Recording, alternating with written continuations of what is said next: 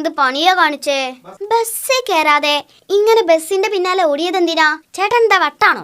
ഈ വട്ടോ നോമിനോ ഭയങ്കര ബുദ്ധിയാ, കൂർമ്മ ബുദ്ധി. അതുകൊണ്ടല്ലേ നോം ബസ് കയറാതെ ഇങ്ങനെ പിന്നാലെ ഓടിയത്. എന്ത് വിട്ടിത്താ ചേട്ടാ നിങ്ങൾ ഈ പറയുന്നത്? എടോ കൊശവാ, തനിക്ക് ആ സ്റ്റോപ്പിൽ നിന്ന് ഈ സ്റ്റോപ്പിലേക്ക് എത്താൻ ബസ് കാശിന്റെ വകയിൽ എത്ര രൂപ ചെലവായി? 4 രൂപ.